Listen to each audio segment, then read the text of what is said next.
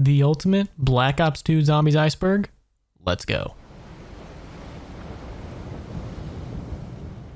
A lot of newer zombie players might recognize Tombstone from Cold War or more recent zombie games, but did you know that it was actually first introduced in Black Ops 2 Transit, costing you 2,000 points and only being available in co-op? You could not get this perk in solo.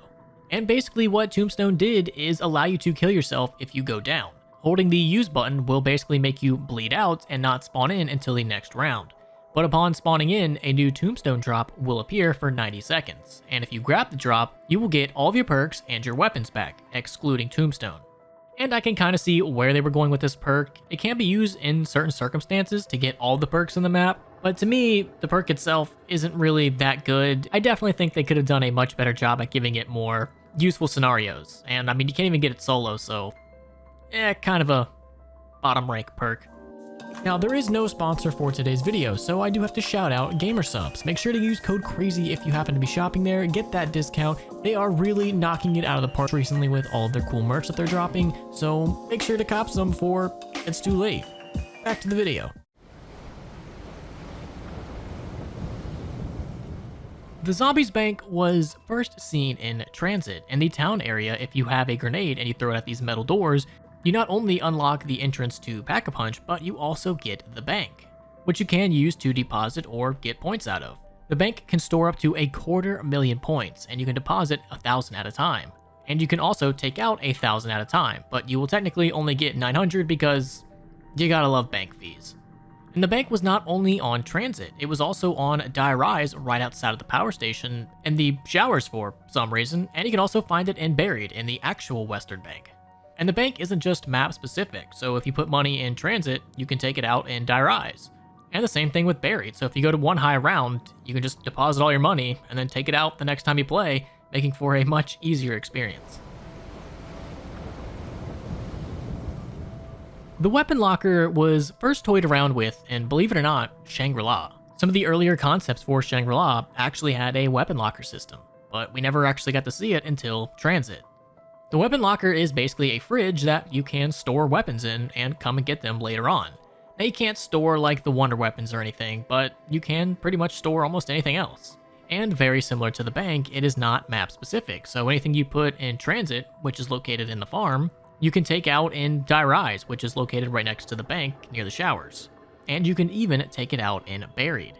Now, there are some map specific weapons that will give you different guns if you try to take it out on a different map. For instance, if you put the Python in Transit, you will get the Remington New Model Army in Buried. The shed on Nuketown is rather interesting. I feel like for all the stuff that is surrounding it, the reward isn't that good. In the back of the map, there is a door that costs 3,000. That opens up this shed and will reward you with a free power-up. Now, this power-up will change, but that all depends on how many zombies you have killed. If you come to the spawn area, you will see this population sign, and as it goes down, the number on the sign behind it will also go down. And basically, every 33 kills, that power-up will change. So hypothetically, if it starts off as a insta-kill and you don't like it, just continue killing zombies until it changes. And there's also another Easter egg with it. If you get the population down to 15, and that giant clock behind it will say 115, and then you go open the shed door, this musical Easter egg will start playing.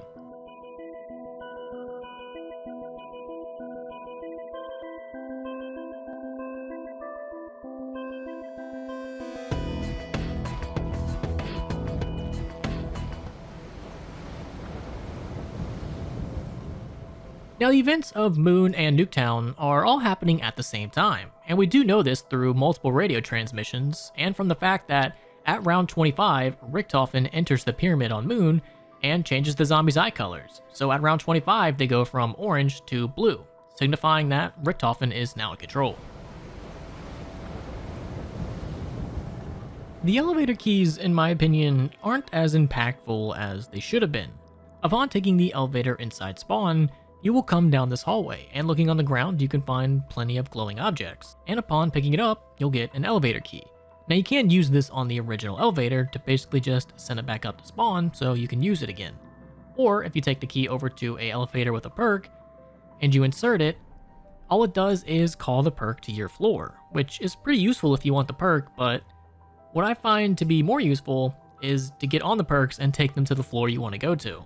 I mean, if you're getting chased by zombies and you need that perk to come down now, just calling the perk to your floor so you can see the perk but not necessarily get on the elevator is gonna probably kill you. So I feel like they maybe could have tweaked the elevator keys and the elevators a little bit to make it more useful, but what do I know? This is talking about the Easter egg to get a free perk on Die Rise. During a jumping jack round, if you do not shoot a single bullet, and you just melee or use the trample steam, or pretty much use anything to kill besides shooting, you'll notice that you get a free perk. But why is that? Well, it's actually because you had technically 100% accuracy. You never missed. So just meleeing will definitely get you a free perk.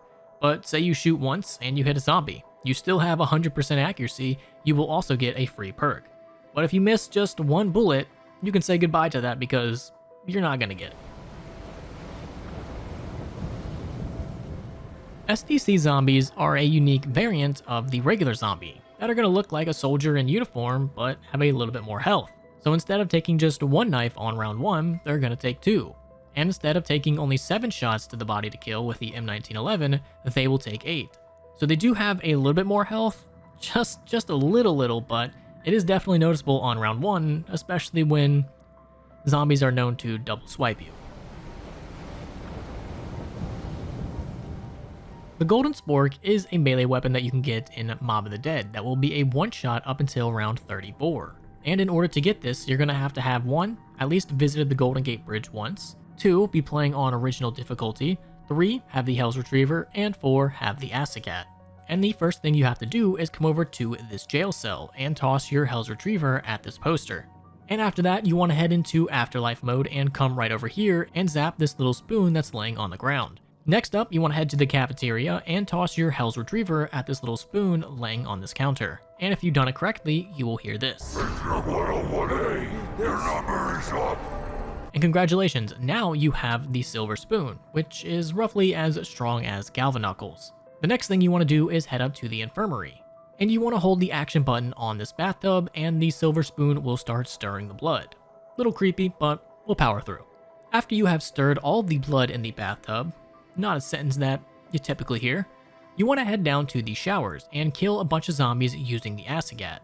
Once you have finished that step, you want to head back to the infirmary and go up to the bathtub filled with blood again, and you want to hold the action button on it and a zombie hand will rise out and give you the Golden Spork. And just pick it up and congratulations, you have a melee weapon that's good up until round 34. Nice. Traps are a pretty integral part of zombies. No, not that kind. And have been around ever since World of War, but in Black Ops 2, for a couple maps, we really never saw any. Yes, you had the buildable traps, but that's a little bit different than the ones that are already in the map, and you can just activate whenever. And through Transit, Nuketown, and Die Rise, we didn't see any. But upon entering Mob of the Dead, we finally had the return of traps. You have the fan trap, the acid trap, the tower trap, and I guess the gondola. It's not really a trap, it's more utility based, but we're gonna count it because you can technically trap your friends in a certain area if you take it while they're running to you and then you end up killing them. I've done that a lot.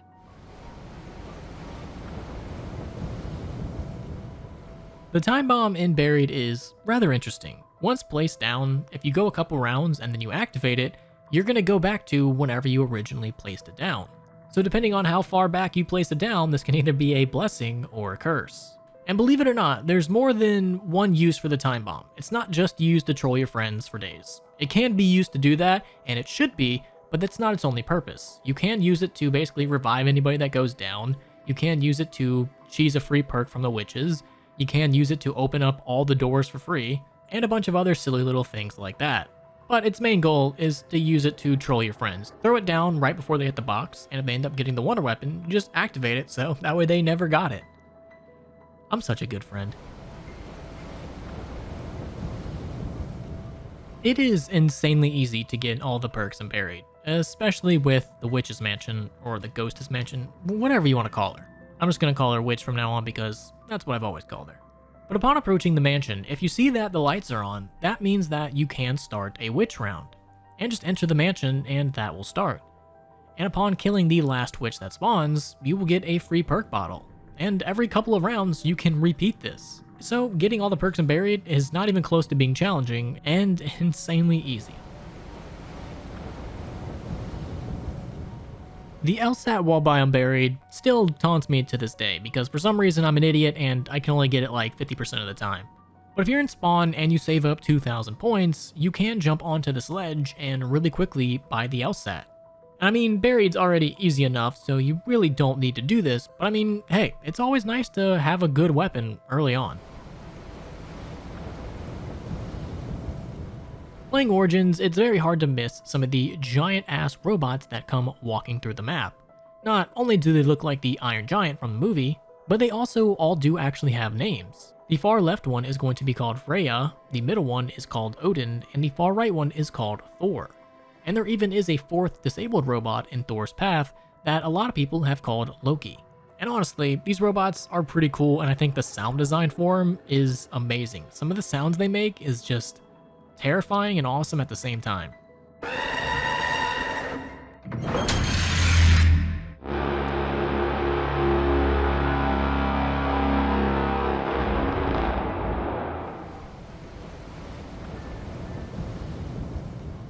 The Baxis drone can be built with 3 parts laying around the map, and he actually does a couple things. Number one, he can just fly around and shoot zombies, but he can also acquire power-ups and revive down players. At last! Ha, ha, ha.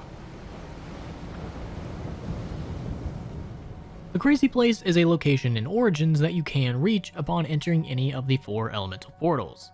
If you're ever wondering like what the actual Crazy Place is, I saw it described as this. It's a bridge between our world and Agartha. Don't think of it as like its own little place, but think of it as a way to actually reach Agartha, if that makes any sense. But what's interesting about the Crazy Place is one, it not only makes for an amazing training spot after you've done the Easter egg, but if you do not pick up any of the stones, the walls will not fall down. So you can still train in here without getting trapped in any of the corners. And if you grab the Zombie Blood power-up while you're in the Crazy Place, you can find a message that says follow the steps, which you can only see if you have the Zombie Blood power-up. Before we continue on with this video, I do have to shout out my lovely Patreons. We got Brian Hahn, Person, Fat Lucky Potato, Icy Storm, Giovanni Diaz, Mayall, G Daddy Smackdown, Forg, Ty Mulan, Simple Simon, Cyrus, One Up Gamer, Zach White, and Stinky Jamie. Patreons get videos early and access to my top secret Hot Wheels collection. So if you would like to be a Patreon supporter, a link is right down there below in the description.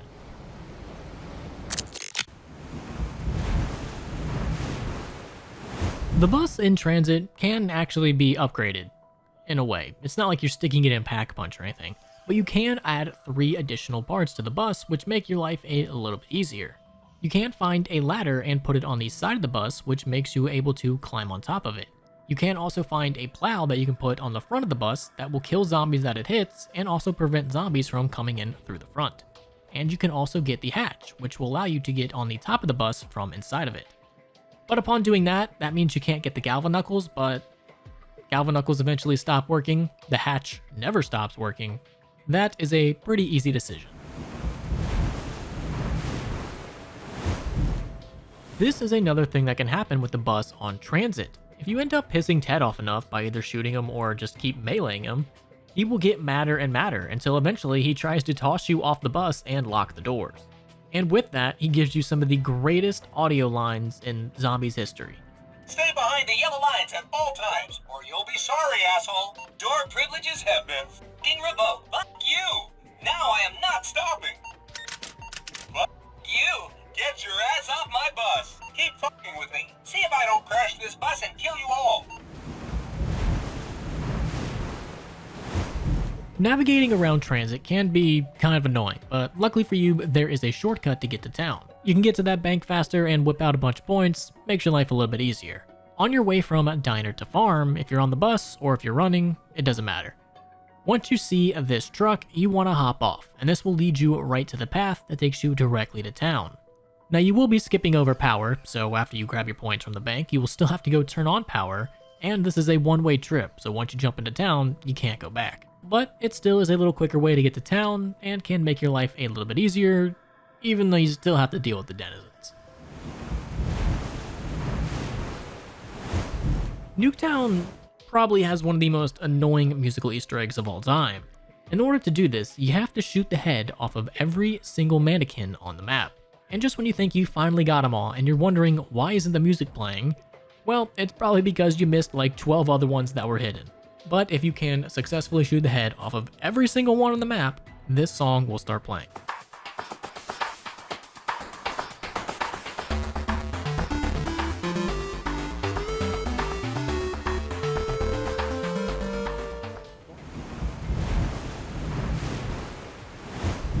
In regular Nuketown, like the multiplayer version, looking outside the map at these mailboxes, you will see that they have two names, Woods and Mason, who are characters from the campaign. And if we head over to Nuketown Zombies, we can find the very same mailboxes that say Woods and Mason, except for they're both knocked over now because, you know, explosions and things. Marlton, aka Robin from Teen Titans, can be found in Nuketown. Coming back here to the Fallout shelter and knifing it, you can hear some quotes from Marlton. Oh, my electronics ruined! The amperes have hurt me to the quick! This device will prove my mental superiority once and for all. The cyclonic forces contained herein shall make me unstoppable. Execute them before they overwhelm us. Throw a pair of eyes already! There are zombies on the damn roof! Visibility here is near zero. What's the point? I cannot believe this is the best route to where we are going. The air is thick with the sounds of carnivorous beasts. Disrespect my personal space. What an interminable wait. Just because one is different is not a valid excuse to simply banish him. He asked me to leave? I was the one reporting the disgusting behavior. Makes no sense. One of the biggest trolls that Treyarch ever did to us probably has to be including PhD Flopper on the map Die Rise, even though it's unobtainable. Taking the initial elevator in Spawn, if you slow things down a little bit, you can see PhD Flopper. Now there is no way to possibly get it, but it's right there, just taunting us. If there is any map where PhD Flopper would have been useful on, it's this one. And the fact that they put it on the map, but made it so you can't get it, it's just a really big middle finger getting rubbed right in your face to us, and I'm still mad about that to this day. This is kind of obvious, like, once you think about it, but it's one of those things where you really just don't pay attention to it until someone points it out. Yeah, Die Rise may have had a sweatshop in it.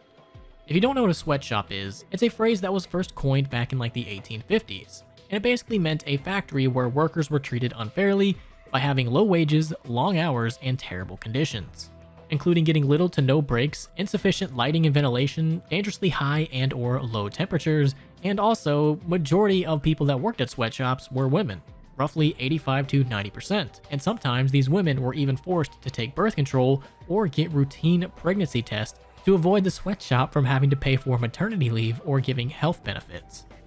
So next time you run through Die Rise's little cute sweatshop, just know that a lot of suffering probably went down there. And that's not even the worst part of Die Rise. Like, we're definitely going to get into some more stuff later down the list. In the Die Rise loading screen, if you look over here to the right, you can actually see the outline of what appears to be a man. Now this could just be a simple little Easter egg, or it could be hinting at something much more. And as far as I know, we really never got an exact explanation. Now, whether it stands for a specific character or they just put that there as a cute little Easter egg, I'll never know, but you gotta love zombies and their little Easter eggs that they just throw out everywhere. This is the name of the plane that you ride in Mob of the Dead to get to the Golden Gate Bridge, and its name, Icarus, is a reference to the ancient Greek myth of Icarus.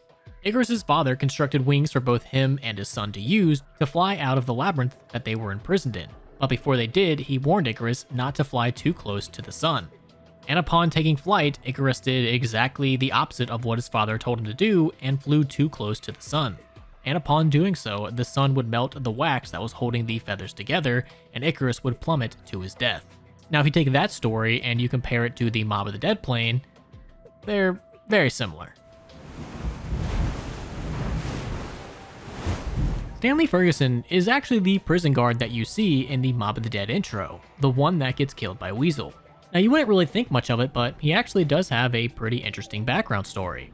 His death does not actually happen at the hands of Weasel. That's just purely in the Mob of the Dead pocket dimension. In the real life, Stanley was a guard at the prison in the 1930s, where he would come across Weasel's murdered body and immediately report it to the warden. And upon doing that, the 3 other inmates, Sal DeLuca, Billy Hansen, and Michael Finn O'Leary, would be set to be executed. And upon their execution, the FBI would show up and Stanley would try to stall them out while the warden was in the other room about ready to kill himself. And he did this to create a pocket dimension, aka creating Mob of the Dead. And only a couple years later in the 1940s, Stanley, still working at the prison, would be approached by Edward Richtofen, who asked him to construct an underground laboratory beneath the prison. And Stanley would continue doing his job until 1942, where he would eventually retire as a guard of Alcatraz, and would later be questioned by a reporter about the 4 mobsters. But sadly, Stanley's story doesn't really have a happy ending, because only a couple years later in Dimension 63, where all this was taking place, the Apothecans would eventually invade and kill all of its inhabitants, thus ending the legendary tale of Stanley. Believe it or not, there's actually another way to get a free perk in Buried, as if the map wasn't easy enough. If you have the ballistic knife and you go into the saloon and you get a bullseye on the dartboard, the piano next to you will start to play by itself. This is your cue to head into the mansion. Head all the way through and come back inside the mansion, and running by this piano, you will see that there's a ghost playing the piano. And if you decide to be nice and generous and tip her 10 points, she will reward you with a free perk. And this just goes to show you that tipping culture is getting completely out of hand.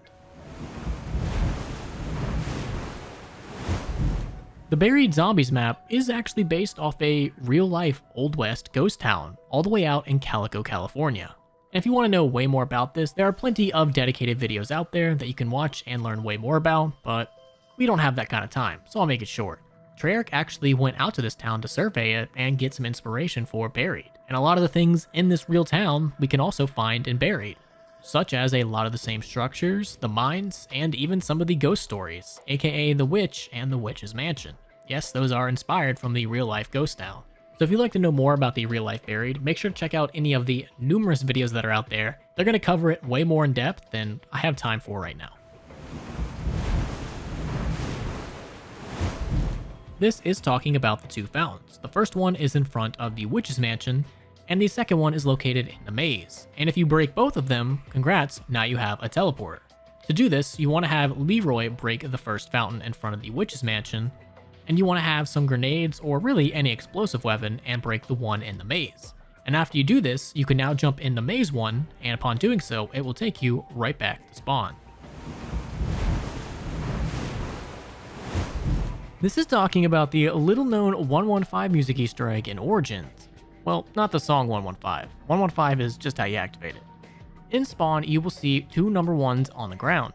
You want to go prone and interact with each one. After you do that, you want to head over to this generator and do the same thing with 5, spelling out 115. And after you do that, this song will activate.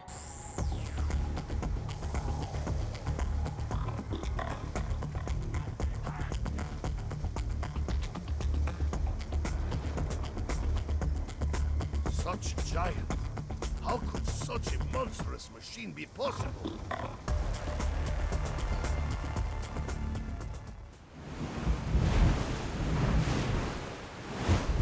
One thing you may have never noticed about Origins is the staves. Well, mainly the staves' upgraded names. Each of these staves' upgraded names actually is a reference to different mythologies. For example, the Staff of Lightning, which is upgraded to... I just want to preference this now. I'm going to butcher these names. I've tried to figure out how to say them, but I'm an idiot, so just be prepared. But the Staff of Lightning, which is upgraded to Kimat's Bite, is named after the Philippine god of lightning. The Staff of Fire, or the Kagutsuchi Blood, is named after the Japanese god of fire. The Staff of Ice, Ul's Arrow, is named after a Norse god associated with winter. The Staff of Wind, Boris's Fury, is named after the Greek god of the north wind. And the Sekhmet's Vigor, which is the part of the staff that is used to revive down players, is named after the Egyptian warrior goddess of healing. So next time someone tries to lecture you about playing zombies, just tell them you're getting a good history lesson and that they should just shut up.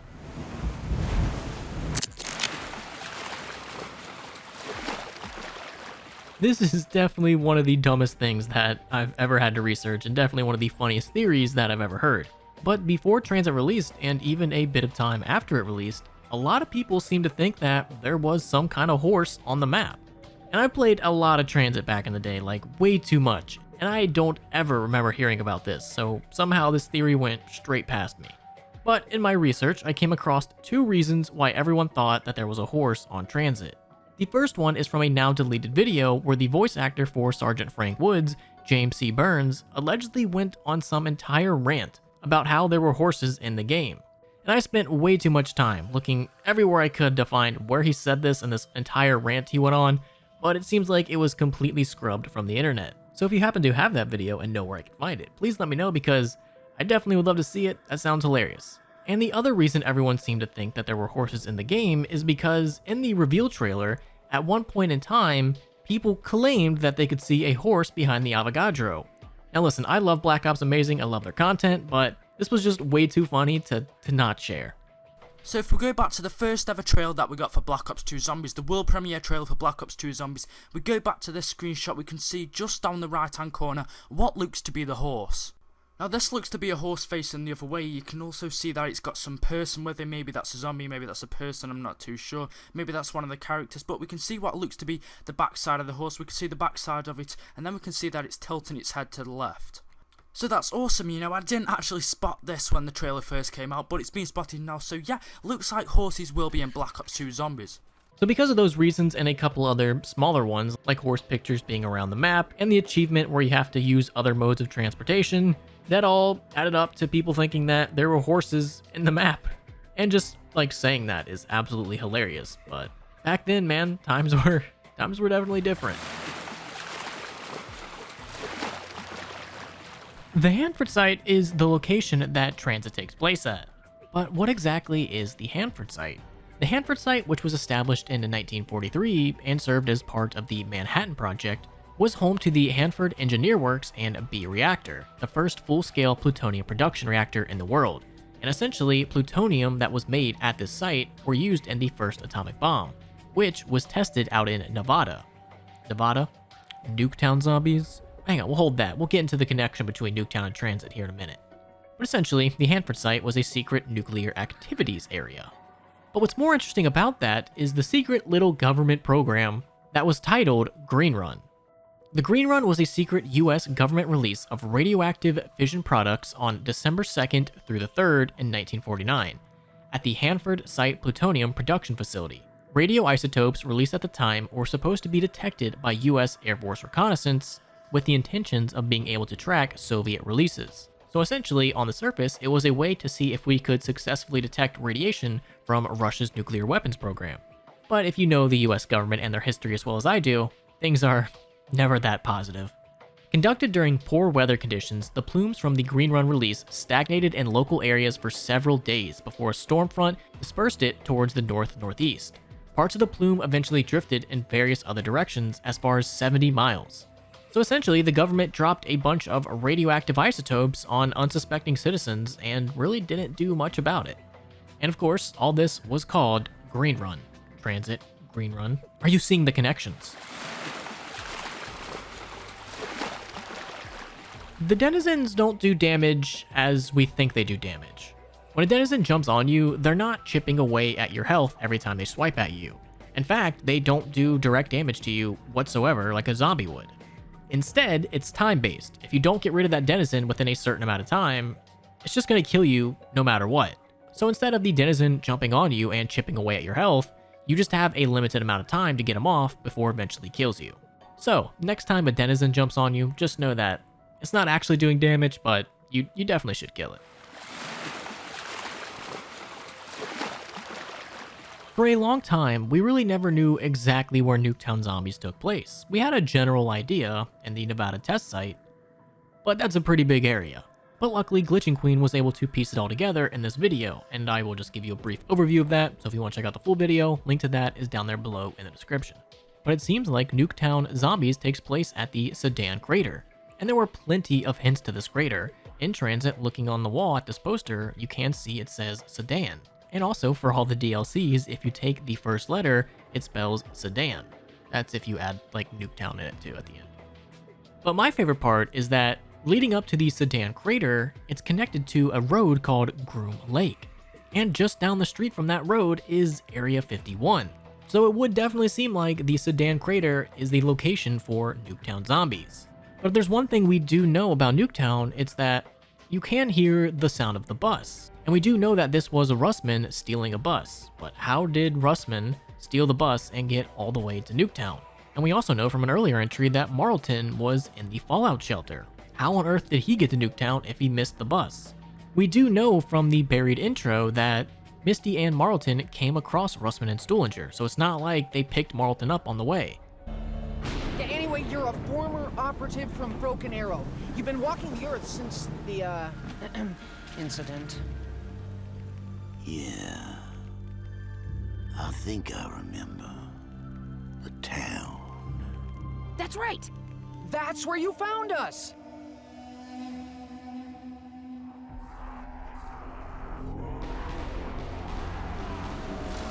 When we met, you already had your lapdog in tow. What do you mean, lapdog, huh?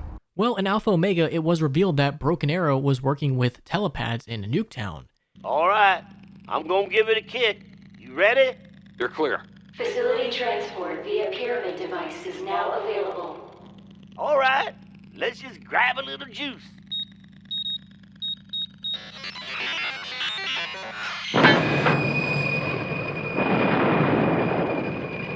Sample now transferred to Hanford site. What? That's it? Shoot, we're not sending the entity to Hanford, just grabbing a sample. What does Hanford want with it? They've been interested in the entity for some time now, wanted to pursue further scientific endeavors with it, whatever that means.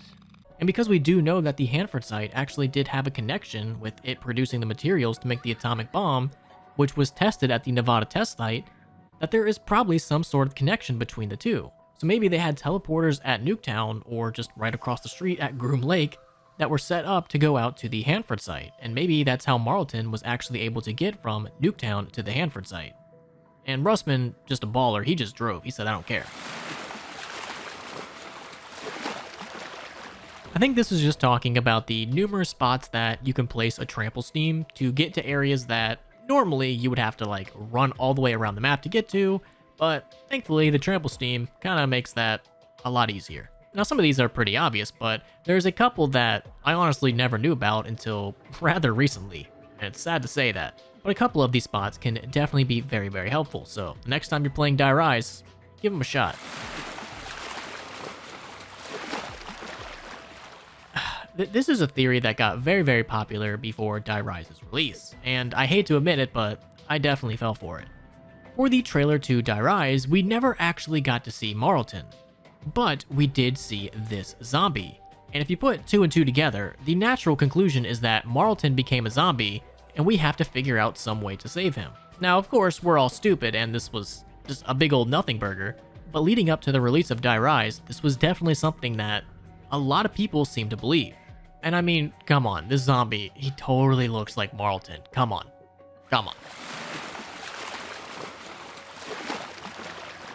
This is talking about the console name for Die Rise, which is ZM_High Rise, which is what Die Rise is a play on words of.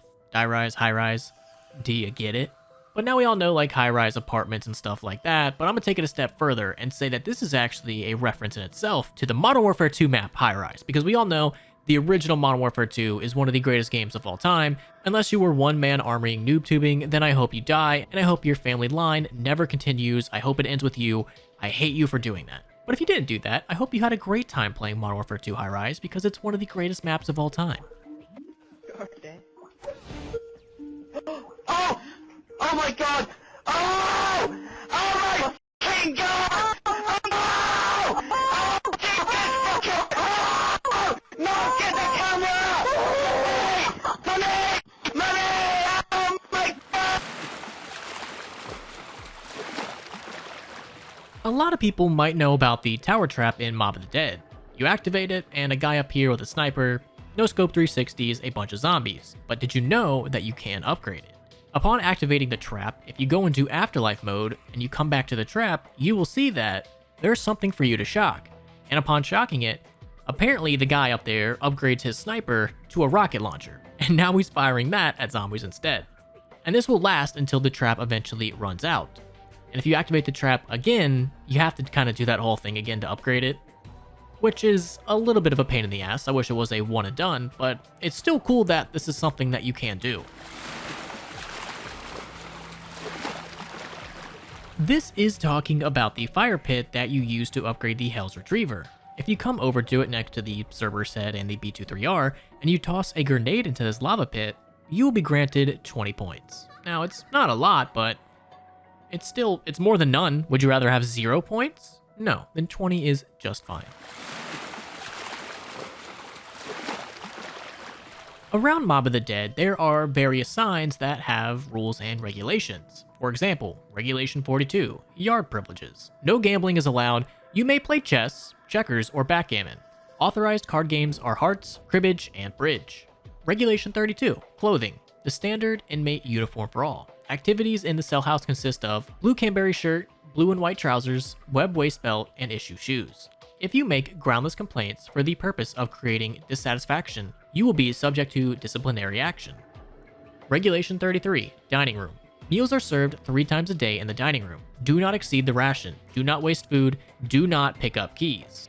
Regulation 05, Basic Needs. You are entitled to food, clothing, shelter, and medical attention. Anything else that you get is a privilege. Regulation 11, Leaving.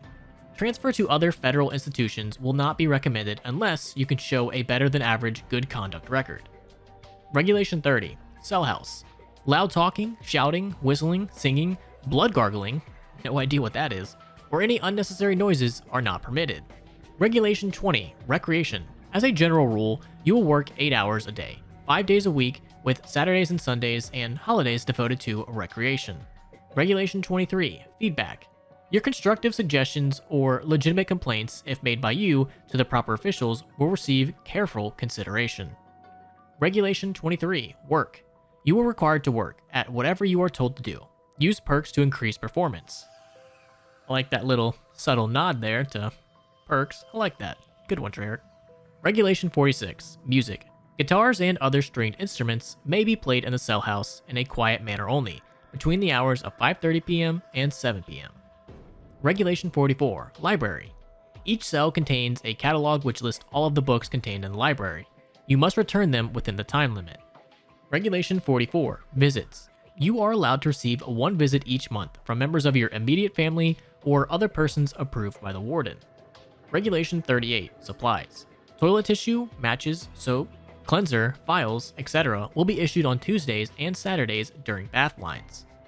Regulation 25, Money. You are not allowed to have money of any kind in your possession while in this institution. Regulation 666, Deal with it. Do not get too close. They are not your friends. Destroy their brains for quick extermination. If you are bitten, please kill yourself. Now, you might know about all the other witches' abilities, about them taking your money, about the free perks, etc, etc, etc. But did you know, upon killing them, you will get a free grenade and a free claymore, if you've already purchased claymores. Not a lot of people know about this, and frankly, I never really paid attention to it until recently either, but you learn something new every day. Now, you've probably seen the buried loading screen like a million times, but do you remember the turned loading screen for buried? The Resolution 1295 primary plates turned one. That just has multiple pictures of the map and a horseshoe and a bullet casing, and overall giving you some serious cowboy vibes. When I first saw this for like the first time in many years, it brought back so many memories that I don't think I was physically ready for that. But majority of zombie players have probably never seen this loading screen. Or you probably have and just have very fleeting memories of it. But still, it's a cool loading screen for buried. What more else is there to say? The elemental knife is a glitch that you can do in Origins that essentially grants your melee ability with the power of the staves. And this is definitely a glitch. I've seen a lot of people over the years argue that it's not, but it most certainly is. I mean, come on, you have to completely down yourself and respawn back in, like, it's definitely a glitch. But in order to do this, you basically have to complete almost all of the Easter egg. You want to obtain the Iron Fist, and once you have collected the Iron Fist, make sure you have one of the stabs, go into one of the giant robots, down yourself, and die off. And once you respawn back in, you'll have an elemental knife with the element of whatever staff you were holding. And I believe the fire elemental knife is definitely the best, or at least that's what I've seen a lot of people say. I've never actually done this glitch, believe it or not, because you can't do it solo, and I just don't have enough patience to gather a bunch of my idiot friends to try to do this co-op. But still, from everything I've seen, this is one of the coolest glitches in Zombies history, and you know what? I'll allow it.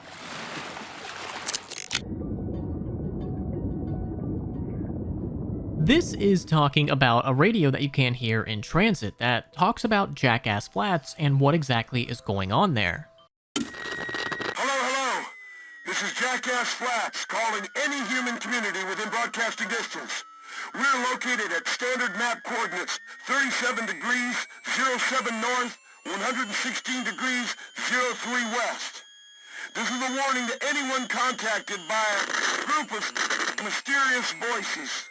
Several of our party began to hear the voices, and their competing instructions and incompatible demands drove a wedge down the center of the camp. Half of the camp is carrying out the demands of only through electronic. This voice is a big, long, and its ultimate goal's unclear. The other voice cannot be heard by humans who have not been on the long madness this way lies. Neither of these instruction sets will understand. Those of us who have not chosen a side have been hunted by both sides, seeking to force us to assist them. Oh God, they found us! Oh! Get back!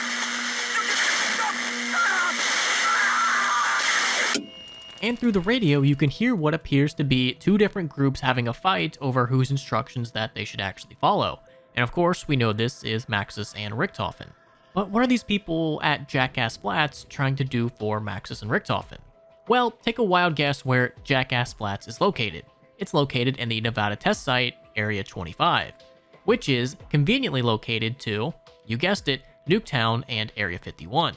But what's interesting is what's also there at Jackass Flats, the Bren Tower, which was a 1,527 foot tall tower that was originally constructed in 1962 at the Yucca Flat, where it was used in an experiment to help understand the effects of radiation in the atomic bombings.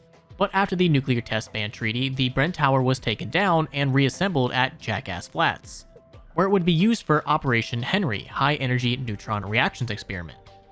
So it would seem like maybe Richtofen and Maxis were trying to get multiple other towers lit up around the globe, and there just so happened to be one at Jackass Flats. Not a lot of people might know how exactly the Black Ops 2 ranking system works, and it's actually fairly simple.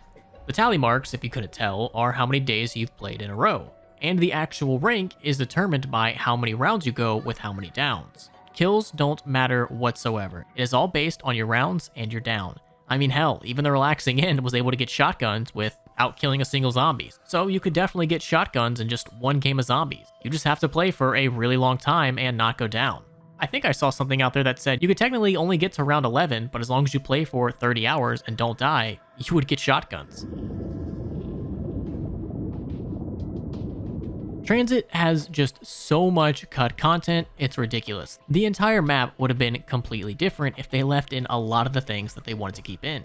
I will leave a link in the description to numerous videos that I have about this topic because there's just too much to talk about, and I'm pretty sure I've talked about a lot of this stuff in previous Icebergs. But if you haven't seen those, some of the more interesting things in Transit would have been a day and night cycle, the jet gun would have been upgradable, you would have had ambush rounds on the bus where you would have got stuck on the bus and had to basically survive for a limited amount of time, and there were even talks about having a before and after Moon Easter egg Transit. And that's just the tip of the iceberg with Transit. There's just so much more. I believe this is talking about Nuketown, and the fact that during Nuketown, you eventually do hear part of the Moon Easter egg through the TV. And what you hear through the TV is just a tad bit different than the actual Easter egg on Moon. I knew I should have invented an egg-moving robot. Stupid Maxis. This is rules. With his stupid accent. I knew I should have invented an egg-moving robot. Stupid Maxis with his rules and stupid accent. Login, Teddy. Password is a liar. I'm not, but that's why no one would guess it. Login, Teddy. Password is a liar. I'm not, but that's why no one would guess it.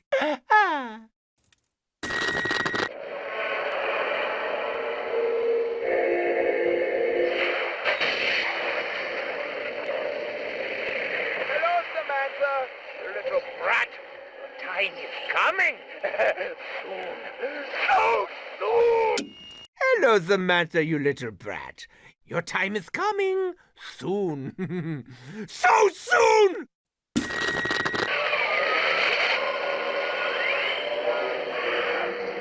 Oh, this is going to be so much fun. Finally, we can confront this little beast. Quickly, power up the machine.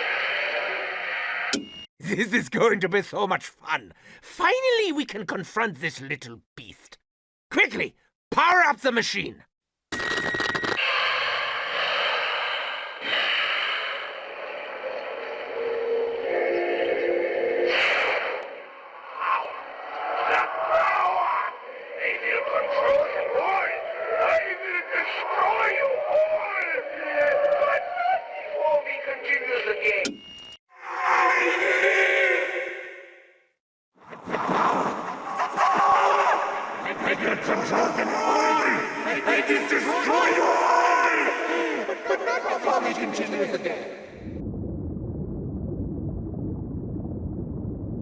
This is talking about the giant drill that you can see in the Nuketown loading screen. This is in fact a 115 extracting drill that they were using to, take a wild guess, extract element 115 right next to Nuketown. And during the process of doing this, they accidentally set off a nuke, causing the events of Nuketown. So that's why Nuketown looks like it just had a nuke detonated, because it literally did. A lot of people may think that it's because of the moon Easter egg sending the nukes down, but that's not true. Because we do know that Nuketown takes place during the moon Easter egg, and even once you die on Nuketown, you can see the rockets actually coming down.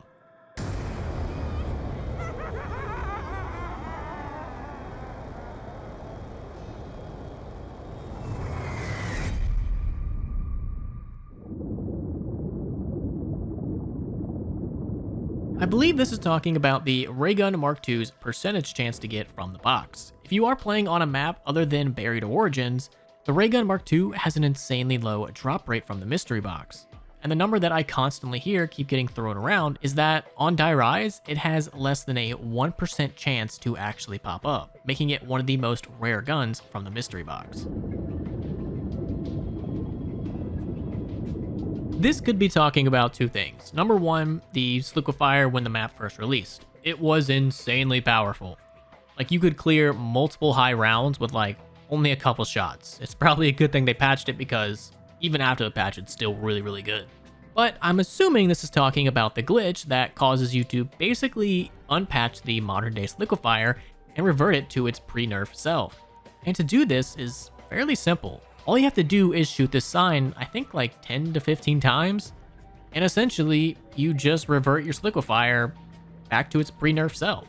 Well, not exactly. I've heard people say that it's not exactly as strong as it was, but it's pretty damn close. And the reason that I kept seeing that this happens is because it's basically overloading the game, and you're stacking textures or something on top of each other, and for some reason that also like stacks the damage on top of each other and multiplies it. I don't understand it. I'm not intelligent. But just know that shooting the sign will make your Liquefier infinitely better, so you should always do it. This is talking about the radio that you can hear in Die Rise that's honestly kind of sad and depressing. A lone woman is by herself trying to complete the Easter egg when everyone else has abandoned her, and she has no idea what she's doing. So you can only assume that her fate did not end too well for her. If there's anyone out there, please respond. I desperately need help. The others left me, and I'm alone and frightened. Help! I tried to do it right, but the others, they wouldn't listen. This piece goes here. This piece goes there. I couldn't do it on my own. I need help. I really do. The German man stopped talking to me, and I don't know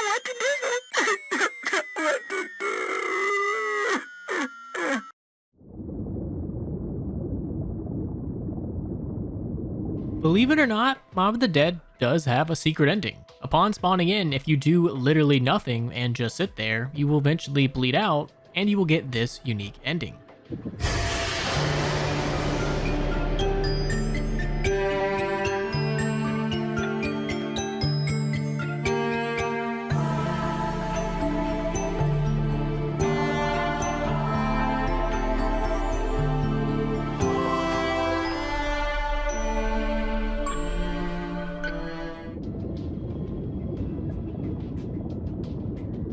Mob of the Dead's Electric Cherry was originally going to have its own song, and it was said to be a disco theme, but apparently it didn't really fit with the map, so they decided that, we're not gonna do it. And recently there was a huge info dump about a lot of things from Black Ops 2 and Black Ops 3. And in Black Ops 3 and the Revelations dump, we actually got the lyrics for an Electric Cherry perk song. So whether this was the actual jingle that was going to take place in Black Ops 2, I'm not 100% certain on that, but this is as close to the Electric Cherry jingle that you're probably ever gonna get. And so I did a little AI things, and this is how it turned out.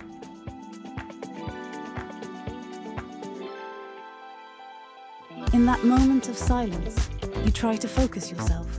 You gotta compose, so you can just reload. Before you're all out of love, take a deep breath and hold on. The solution is near, you just gotta relax, to hold the onslaught back. Before you're all out of love, you gotta pop your electric cherry. Your cherry is electricity. And if it's all you've got, you'd better not forget to save a little of pop for me. Take it seriously, I mean every word that I say. The solution's at hand, if you just let me show you the way. You gotta pop your electric cherry. Your cherry is electricity. And if that's all you got, you'd better not forget. And if that's all you got, you'd better not forget. And if that's all you got, you'd better not forget to save a little of pop for me.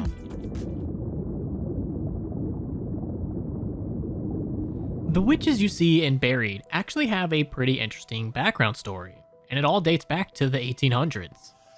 So if you didn't know, Jebediah Brown was actually the creator of the Pack-a-Punch. And it even says so in the extended Pack-a-Punch theme song, which I can't play for you because it's copyright. Gotta love it, don't you? But if you want to hear it, just Google extended Pack-a-Punch theme song. It's gonna be the first thing that pops up. But old Jeb Brown was born in 1844.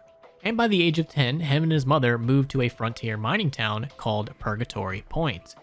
And on April 14th, 1855, a miner named Clive Farnsworth went down into the mine and became feral after exposure to a blue rock while he was in the mine. And in this zombie-like state, Farnsworth ended up going to Jebediah's home, where he was met by Jebediah's mom at the door, where the zombie Farnsworth would attack Miss Brown, ripping out her throat.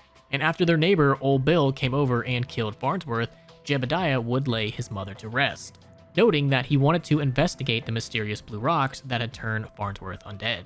And after spending what he thought was only a few hours in the mine, but turned out to be 5 days, that night Jebediah would receive visions in his sleep of 2 angels.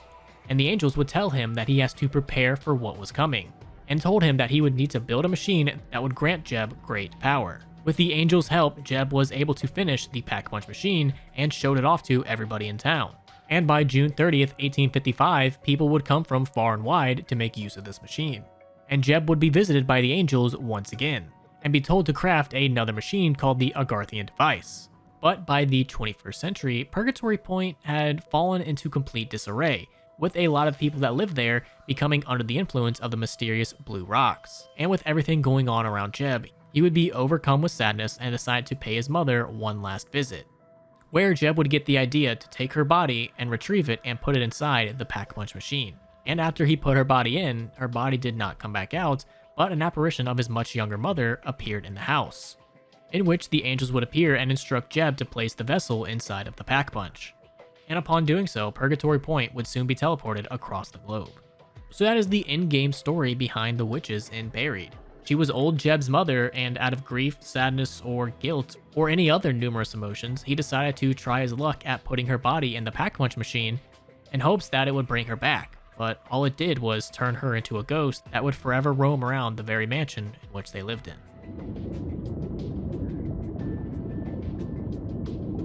Resolution 1295 is what you would see upon loading up in Buried, and is actually a reference to real-life stuff and in-game stuff. The UN Resolution 1295 was about the Angolan Civil War, which you also see in the Black Ops 2 campaign, and included sanctions against the UNITA, or the National Union for the Total Independence of Angola, which is the second largest political party in Angola. And in the Black Ops 2 storyline, Alex Mason goes to Angola to save Woods. So not only is this like a little connection to the campaign, and a little Easter egg there, but it also gives us a hint at where exactly Buried takes place. The Paralyzer in Buried has to be one of the most mysterious wonder weapons that we've seen in zombies. We really don't know much about it, or who created it, or what exactly it is. There are a lot of theories, but there's no evidence to support really any of them, besides this one. Around Buried in the mansion, we can find multiple pictures hanging up of Michael Faraday. But who exactly is this guy? Well, Michael Faraday, born September 22nd, 1971, was an English chemist and physicist who contributed to the study of electrochemistry and electromagnetism, with his main discoveries including the principles underlying electromagnetic induction, diamagnetism, and electrolysis, and was the one that established the concept of the electromagnetic field in physics. So essentially, if you're dumb like me, just think magnets and electricity and stuff. And thanks to somebody a lot smarter than me over 10 years ago making this forum post on the Call of Duty Zombie forums, we can relate Faraday to the Paralyzer. And I'm going to read this word for word, so buckle up. The Paralyzer can be seen with elliptical magnetic rings revolving around one another near the front of the weapon. A large motor is found towards the rear of the weapon, which holds as the power source, possibly holding a large amount of electricity. The cylinder between the magnets and the motor is what channels the energy from electricity to the tips, called the span of the device. The span, or tail itself, does not protrude the energy delivered, but rather focuses the energy to expand. Electricity that is stored within the motor passes through the inner tube of the weapon. When passing through, however, the revolving frame, the ellipticals, creates a magnetic field that propels electric particles from the weapon's energy source. As the trigger is held down, the motor is activated, the magnets revolve faster and faster to absorb the particles and energy. The electricity that is used returns back into the motor to allow infinite energy renewal as a result of an electromagnetic conductor inside the motor itself. Once the energy passes from the magnetic orbitals, the energy is now distributed out of the weapon. The span/tail concentrates the energy into a rather large circumference, or size, to allow multiple objects to interact with the energy. Because the energy is still magnetized, it may also deliver a sufficient amount of electrical energy to cause paralysis. But then how can we fly all over the environment? Well, electromagnetism is not found in gravity, so we can't say that it is involved in that. When propelling such an excessive amount of magnetic energy onto a surface that cannot be affected by the particles, it may actually oppose gravity for a brief moment. It's not reversing gravity, but using the energy to push away from a given surface. Very similar to like a jetpack. So maybe taking all of that, which I only understood like half of that, I'm not gonna lie, I'm not intelligent. I make zombie YouTube videos, I mean, come on. But maybe they took all of Faraday's work and decided to incorporate that into the Paralyzer. So even though that doesn't exactly explain who built it, why it's here, it does give us a little bit of information on how exactly it works and why this dude's picture is hanging up in the mansion. And maybe, just maybe, there's a little bit more to this that we're missing. I feel like this one should have been higher up. I don't think it needs to be this far down, but we're already here. In Origins, you can receive a free upgraded MG08. All you have to do is have the Maxis drone. Around the map, there will be multiple yellow circles, and all you have to do is release Maxis near them and he will pick them up. And the 4 of them that you have to pick up are as follows. 1 inside of the church, 2 outside of spawn, 3 on a ledge near Stamina, and 4 on the excavation site near Pack-a-Punch. And after you have grabbed them all, just head over to Pack-a-Punch and receive your free MG08. This one I feel really dumb about because I totally whiffed it on like a previous Iceberg, but if you go prone in front of Pack-a-Punch on Origins, you get loose change. Very similar to like going prone in front of perks, like Modern Zombies, how you get free points. You can also do that to the Pack-a-Punch in Origins, and I completely forgot about that in one of my previous Icebergs. Yeah, I know, I'm dumb.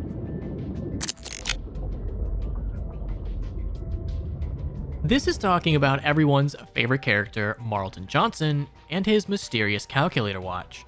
On his calculator watch, you can see the numbers 190438.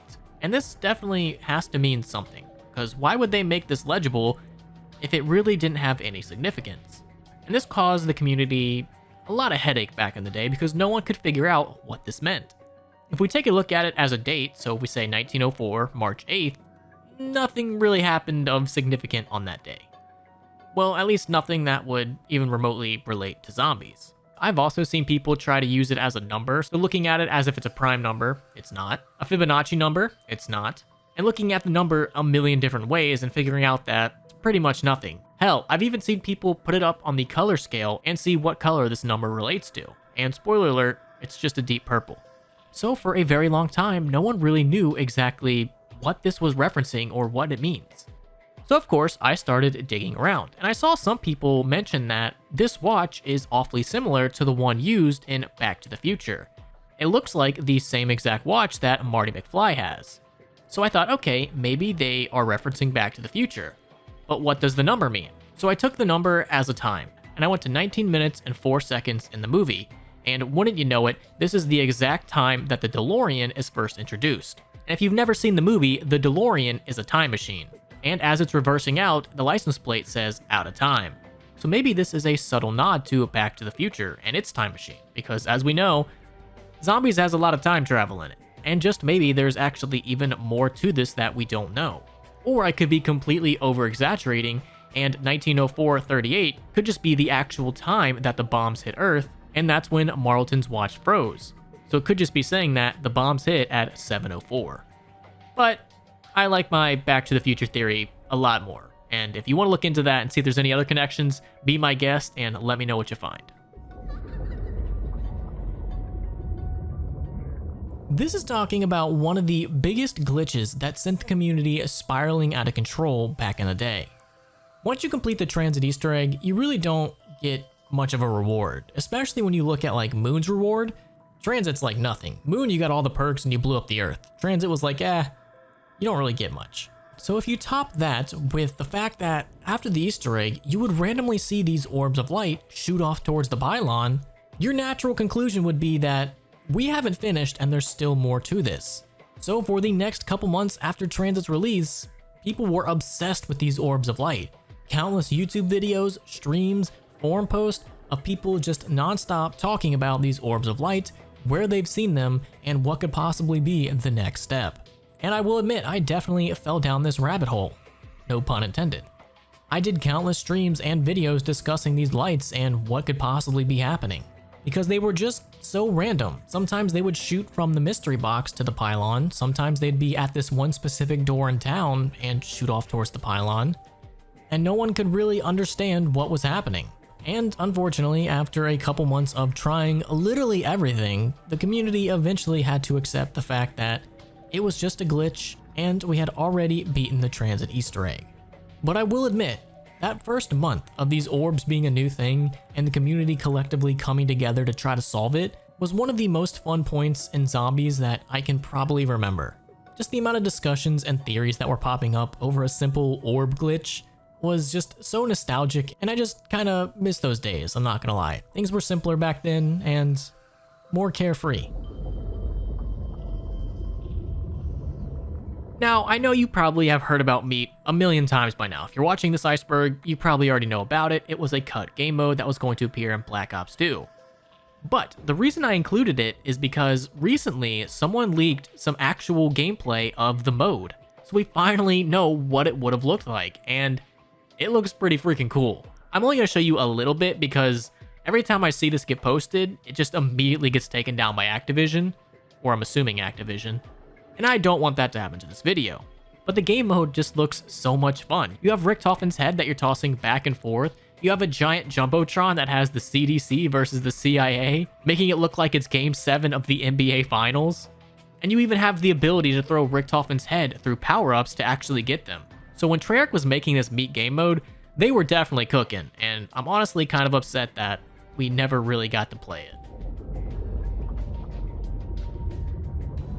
Now, when you play Nuketown, you might notice that your characters never say anything. They are completely silent. And that is 100% true. But did you know that in the Nuketown Zombies trailer, Your characters aren't as quiet, and there actually are a couple noticeable audio quotes that they can give.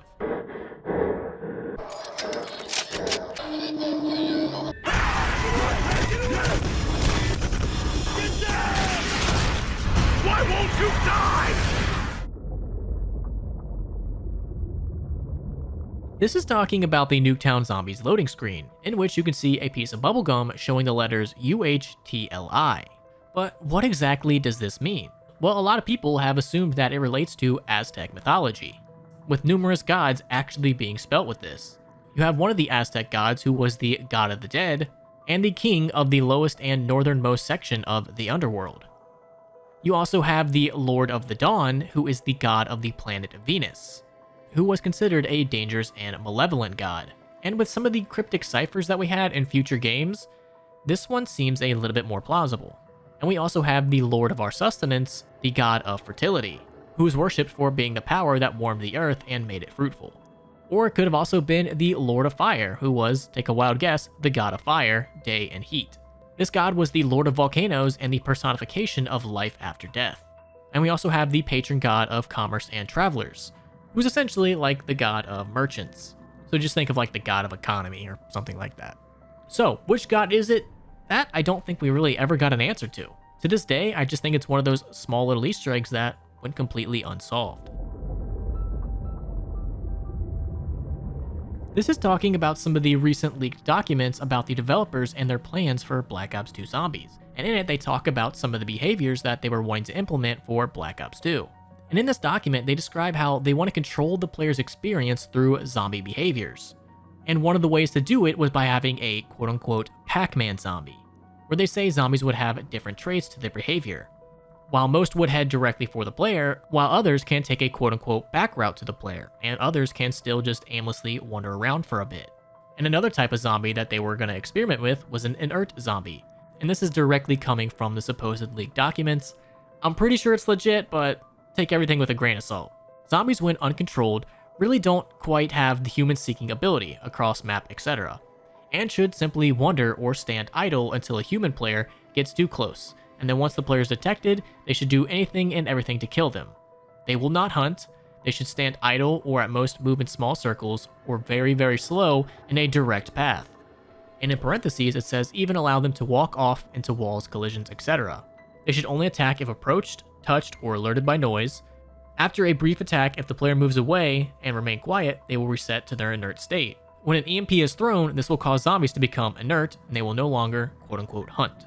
And we actually did see this in transit in two ways. One, of course, with the EMP, if you toss one out, the zombies kind of go into their inert state. And also, when you first spawn in transit, all the zombies are just standing there, kind of lifelessly. And you can see them swaying back and forth. And they will not move until you alert them by sprinting too close or shooting your gun.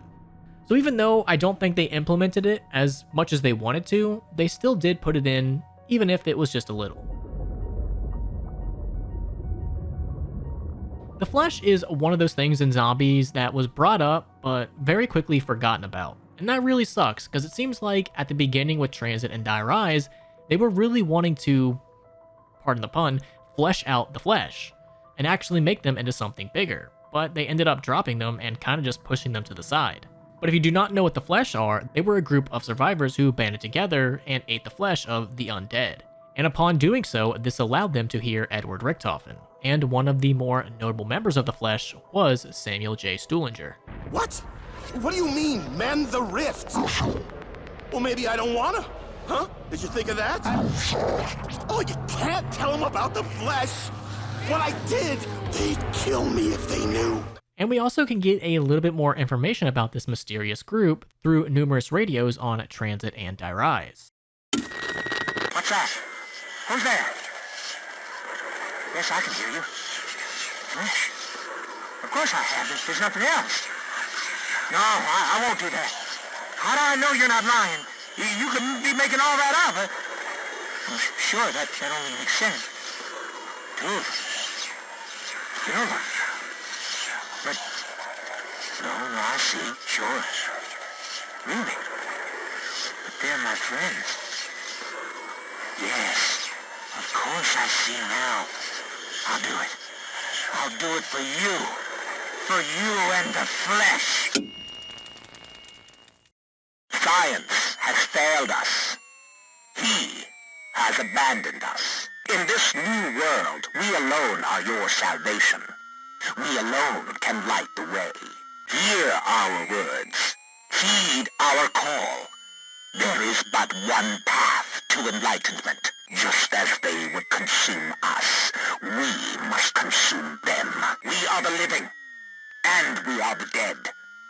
We are the flesh, and the flesh is us. We will not starve. We will thrive. So it seems like after Die Rise and the new direction that they were going to head with Jason Blundell, unfortunately it seems like the flesh ended up getting canned and just shoved to the side. Chugabud is Who's Who. That is what Who's Who is referred to in the game files, and also seems to be an early name for it. I don't think they were ever going to stick with the name Chugabud, and in my opinion it was probably just a placeholder until they found something they liked, but Chugabud, it's got a good ring to it. Walking around Die Rise, you might see numerous cages, and at first glance, you really wouldn't think much of it. You would just think that, oh, that's where they're storing things, but the grim reality behind it is much, much worse. Those are actually homes, and it's a very, very real thing. They're called cage homes, and in Hong Kong, which is one of the most expensive places to live, it's estimated that almost 250,000 people live in these quote-unquote cage homes, which is exactly what it sounds like. A home that is no bigger than a 4x6 cage. So if you thought that your living conditions were bad, just be grateful that you're not living in a cage. This is a reference to numerous books you can find littered throughout Mob of the Dead that simply reads Alcatraz Swim Team Yearbook. Now, taking it at face value, the fact that they have a swim team yearbook is absolutely hilarious, but this always could be a reference to the actual Alcatraz escape that happened on June 11th, 1963, when 3 inmates were successfully able, well, depending on what story you believe, to escape from Alcatraz by building a makeshift raft and swimming to their escape, or drowning in the water depending on who you want to believe. This is talking about a quote from Weasel that you can get when he's killing zombies with a ray gun, where he references Nikolai. Nikolai. Why do I keep hearing that name? Now, I've seen a bunch of theories trying to explain this, such as Nikolai eventually becomes the one that leads the group, and it's him that eventually breaks the cycle, very similar to Weasel. But I'm not sure if they were planning zombies that far ahead yet. I mean, we went through the entirety of Black Ops 2, then to get to Black Ops 4, and that one I'm kind of iffy about. But that seems to be like one of the main theories that I keep seeing behind this. So if you have any other theories, let me know down there below in the comments. So this could be talking about 2 different things. Number 1, in Black Ops 2 Buried, if you head over to the church, there are some gravestones that you can vaguely make out what's said on it. One of them mentions this guy being legally hanged in, I think, April of '88. While another one appears to have a German cross on it with a death date of what appears to be 1887. Now, it could be talking about that, or it could be talking about Blackout. You know, the Black Ops 4 game mode that they completely abandoned for some weird reason. Like, Blackout was pretty cool. But now it's all Warzone. Heaven forbid we get a cool game mode. But in that, if you head to Buried's church, you will find a tomb with Arthur's name on it, aka Leroy, Huckleberry, whatever you wish to call this man. Which indicates, of course, that he is no longer alive and with us. But at least it seems like he got a peaceful burial. Awaken the Gazebo is an achievement in Buried where you have to pack-a-punch a weapon during round 1, not 2 or 3 or 4, only on round 1, but you can't use the bank or the weapon locker. And at first, this sounds incredibly difficult, but you have to remember it's Buried. There are plenty of ways to get points. And there's actually a couple different ways to do it. If you get lucky and get the Paralyzer or the Time Bomb, it will make your life so much easier. Or if you cannot get either of those two, you're just going to have to make do with the Trample Steam and using Leroy to get you as many points as possible. Just remember that the farther Leroy is from debris, the more points you get. Use that to your advantage. We don't have all day to sit here and go step by step on how to get this achievement. There are plenty of other YouTube videos out there that can help you. This is talking about what happens when you get one of the giant robots to successfully step on a panzer. Unfortunately, it does not kill the panzer, but it does get it stuck in the ground, which will make your life infinitely easier. Now you don't have somebody running around trying to set you on fire and trying to shoot a grappling hook at you. Like, who does this guy think he is, Batman? But even though you do have Batman half in the ground, he will not stay there. Eventually he will be able to get himself out. So you only have a limited amount of time with him stuck in the ground, so you better make use of it. So you all probably know about Samantha's voice and origins. It sounds like this. It began long ago, on the battlefields of the Great War. 2 German scientists sought to harness dark and mysterious forces. For some reason, she's an American. I don't question it. But did you know that in the original Origins trailer, she actually sounded very different and more demonic? It began long ago, on the battlefields of the Great War. 2 German scientists sought to harness dark and mysterious forces. So that is definitely a huge difference from the one we got. And honestly, I'm not a fan of either, to be honest. One thing that I just love about zombies is they always try to explain the little things. For example, this entry. How do you survive a fall out of a giant robot? Well, according to Richtofen, Initial test subjects failed to survive the purge sequence, hence the addition of the velocity compensator. And that's just pretty funny to think about that. With the original test subjects, they were just yeeting them out of the giant robot and like expecting them to fall. But after a certain amount of them died, then they got the idea to be like, hey, people die from high heights. We should do something about that.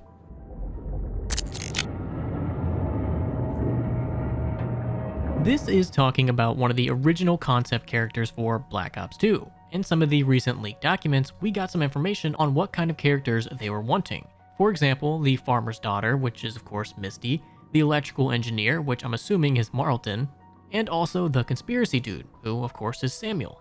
But the one other character that they were playing around with was nicknamed the Douche, and his description was like this. Steven Seagal meets the one-upper playing James Bond, comes in on a bus at the game's start, tries to convince everyone he is a hotshot spy or something, know-it-all but actually calls weapons and other stuff by slightly incorrect names or inappropriate usage, etc. Uses a lot of movie or pop culture references. He's in a tuxedo or some other spy outfit that was acquired to sell his ruse, and he would have lines like, "This reminds me of when I was deep undercover," or "Hey, watch the threads, guy." If you couldn't tell, this was definitely the predecessor to Russman. And thank God they did not go with this guy. He would have probably been one of the most annoying characters of all time. I mean, Marlton already kind of gets under my skin, but Marlton would have looked like a saint compared to this guy, so thank God they did not go with him. This is talking about the multiple things that Russman just has going wrong with him. As you know, Russman is an old man, so naturally he's gonna have a couple problems, such as his arthritis, which is helped by drinking speed cola. Arthritic fingers are feeling better already. Or a bad hip that's fixed with stamina. It's like I got a whole new hip. And his bad knee that is readjusted by Quick Revive. Oh, the knees is bending easy again. In transit, if you head to town and you just look up here at this traffic light, you will notice that it's blinking in a very strange way. That's because this is actually Morse code, and if you translate it, it says, "Help me so I can help you. The future is ours to destroy, power is knowledge, go to the light, and stay close to me, and energy can only be transformed." I believe this is talking about the jet gun, and the fact that if you stand in third person and you fire the jet gun, you can see a bunch of blood and guts spewing out the back. And what's even more interesting is in some of the original concepts for the jet gun, they had originally wanted people standing behind the jet gun to get their screen overlay full of blood and guts. If you haven't seen Nuketown's original concept art, it's actually really interesting. It is much different in tone than the Nuketown we actually got. called Nuked Town, not Nuketown, it takes a vastly different approach than the one in Black Ops 2. Instead of being ground zero for a nuclear explosion, it takes place quite a bit away from the nukes. As you can see in some of these pictures, the nukes are taking place far off in the distance, with the town itself looking like it's been through a thing or two. So it would seem like this would not be the first nuke that this town has gone through. And with the nukes being quite a ways away, it seems like we don't have the same fallout that the Nuketown in Black Ops 2 does. And what's interesting is in this picture right here, you can see a shadow. And if you don't know the actual history behind these kind of shadows, it's kind of very depressing. After the US bombed Hiroshima and Nagasaki, many of these shadows would be left behind. And these shadows were actually caused by real people taking pretty much a direct blast from a nuclear explosion, only leaving the shadows. And with us seeing what possibly looks like a shadow right there, and also a little graveyard, maybe the tone would have been a little creepier than what these concept images are leading us to believe. This is talking about a sign that you can see hanging off a building in Die Rise that, when translated, reads International Zombie Center. And the fact that it says International and also Zombie Center makes you think that at some point this building was a collaboration between multiple countries in trying to fight back against the zombies. But unfortunately, because of how Black Ops 2 ended up panning out, we never really got to see them explore this idea. George Barkley was a character that was first introduced in Die Rise through the TV radios and later expanded on in Alpha Omega. George Barkley was a case officer at the American research group Broken Arrow, where he worked under the project manager, Russman. Him and Russman would eventually travel to Camp Edward in Nevada on July 6th of 2025 to transfer a sample of the Avogadro to the Hanford site in Washington, whereafter he would be transferred to the CDC. And shortly after, the destruction of the Earth via the Moon Easter egg would commence, and where we got the Die Rise radio. Attention all on this channel. This is George Barkley, former assistant director of the CDC facility in Druid Hills, Georgia. Prior to the destruction of our headquarters, our research found evidence that contaminants are now infecting the very air we breathe. As such, exposure of some sort appears inevitable for all survivors. Symptoms are variable, but most subjects display short-term memory loss, psychosis, delusion, and paranoia. Short-term memory loss has also been reported, but as of yet, I have been unable to confirm this. We advise all individuals to monitor their fellow survivors for signs of the above symptoms, paranoia in particular. Ask yourself, are those closest to you really who you think they are? Are they following their own secret agenda? Are they perhaps plotting against you? The dangers presented by such symptoms cannot be overstated. It was with deep sadness that I myself was forced to euthanize 14 members of my own team. My condolences to their families. I hope this message serves as a warning to all survivors. We must all do whatever it takes to ensure our future as a species. Thank you.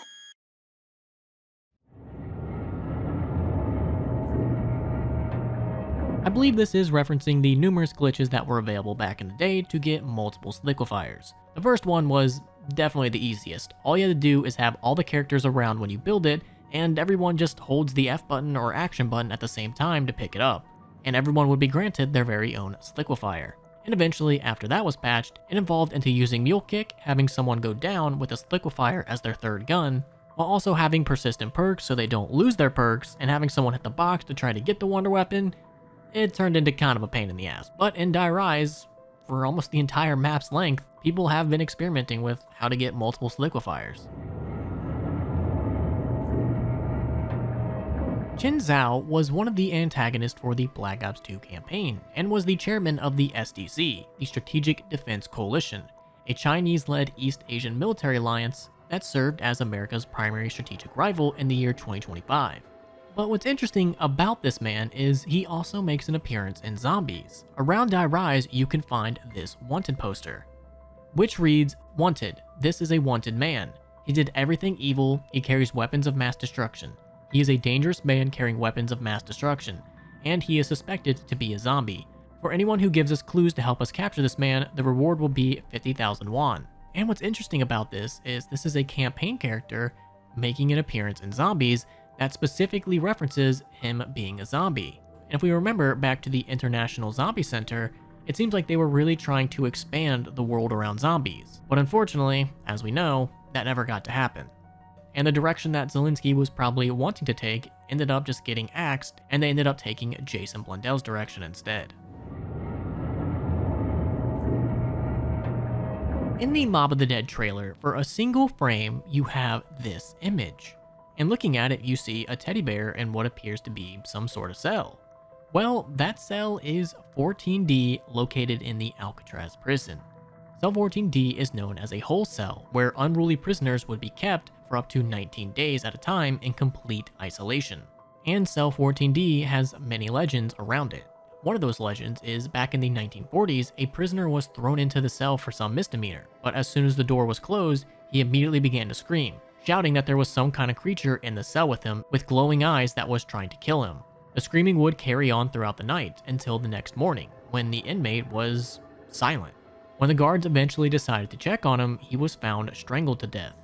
But that's not where the story ends. When the guards eventually decided to do their count, they found that they had one too many prisoners. And a few guards say that when they were doing the count, they saw what they thought was the screaming inmate. But upon a double check, he quickly vanished. Now, whether you believe that this cell is haunted or not, doesn't matter. It's still insanely creepy, and goes to show you what they were trying to aim for with Mob of the Dead.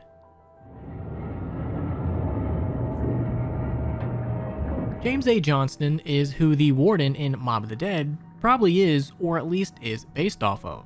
In real life, he was the first and longest serving warden at Alcatraz, serving from 1934 to 1948. And what's interesting about his tenure at Alcatraz is that 10 of the 14 escape attempts took place while he was in charge. And this includes what is called the Battle of Alcatraz, which got so violent that Marines had to be called in to help the prison guards in suppressing an escape attempt and riot. And what's interesting is during the Battle of Alcatraz, 2 prison guards were killed, and 3 of the escaping prisoners were killed. And just to put the icing on top as to why this guy is definitely the warden, the Golden Gate Bridge in Mob of the Dead is still under construction, when in real life, the Golden Gate Bridge did not open until 1937. And prior to 1937, guess who was in charge of Alcatraz? That's right, my dude James. I mean, if you wanted to get technical, you could just check the official Zombies timeline and all the prisoners arrive in the early 1930s, but that's boring and I prefer connecting things to real life. The Sassafras is the upgraded version of the Remington New Model Army. But what the hell is a sassafras? Well, the sassafras is a group of trees that are native to North America and Eastern Asia. And I'm not gonna sit here and bore you with a bunch of like nerd talk, because plants are plants. All you have to know is that the sassafras is a very important ingredient. It is actually one of the main ingredients in root beers. So just know that the next time you're using the sassafras and you have double tap root beer, it's a perfect combination. Sloth is the name that was given to Leroy, aka Arthur, such a dumb name, during the development of Buried. And looking through a bunch of these leaked documents, it seems like they wanted to do so much more with him. One of the things that they were wanting to have was a protective mode, where if a player goes down, the Sloth would get very protective of him, flailing his arms above the down player. And the only way that someone would have been able to revive them is if they go prone and lay down under the Sloth while he is flailing his arms around. Another aspect that they wanted to include was that the Sloth would get angry if you refused to give him candy. And the exact same thing would happen if you refused to give him any alcohol. And if he got angry, he will chase you down, and the only way to calm him down is to throw the candy or drop it, so that way he can go and pick it up and calm down. Another way that you would have been able to calm him down was ring a bell that would have been located inside of the church. And it seems like there would have been a gun shop that you could have taken the Sloth to, and if you put your pack-punched weapon on the table and gave the Sloth candy next to it, he would have increased your magazine size to 100. So some of these ideas for the Sloth would have been really cool, and honestly, it's a shame that they never got to fully implement it all. This is talking about the oil lamps from the supposed leaked documents that I keep referencing. In the original concept for Buried, they wanted Buried to be a lot darker, and not like in theme, well, maybe in theme, but also in like visual. One of the things you would have been able to do is pick up an oil lamp, and you could have used it in 2 different ways. One, as a dynamic light just attached to the player. It would have been sort of like you were holding a torch. and would have only lasted a set amount of time before fading away and having to find a new one. Or you could have taken the oil lamp to a generator, and you would have been able to use the oil lamp to power up the generator, illuminating a much larger area. And again, this would have lasted for a set amount of time before you eventually had to go back and redo it. And this would have only been for certain sections of the map, so the entire map wouldn't have been like this. It would have only been for certain underground sections. And looking through a lot of these supposed leaked documents, it seems like they were really interested in the idea of Barry kind of being much darker and hard to see through, especially through certain underground portions. Because I keep finding plenty of references to oil lamps, generators, and lighting being a pretty big part of the map that they wanted to implement. But as we know, the Barry that we got did not implement any of this whatsoever.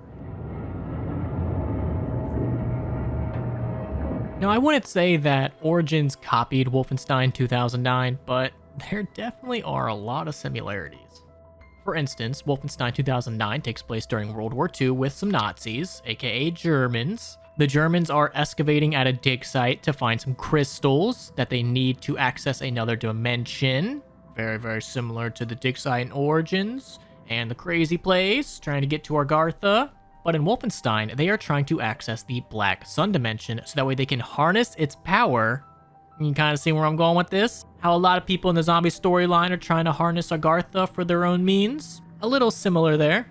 And maybe in Wolfenstein, you have to collect 4 crystals which each have different powers, and take a colorful teleporter to the Black Sun dimension. Not at all similar to the 4 stabs in Origins and the teleporter to the crazy place. Not at all similar. So there definitely are a couple connections between the two. I don't think it was a one-for-one ripoff, but they probably took some inspiration. I think this is talking about the fact that the giant robots that we see in Origins aren't an original idea, and in fact have been around for quite some time. Probably some of the more famous examples would be the 1999 animated film, The Iron Giant. And I mean, when you look at some of the beta footage of Origins compared to the Iron Giant, they're pretty similar. But you also have Liberty Prime from Fallout 3, and the giant robots from the movie Sky Captain and the World of Tomorrow. So the giant robots in Origins have definitely been around a while, and were not unique to Origins whatsoever.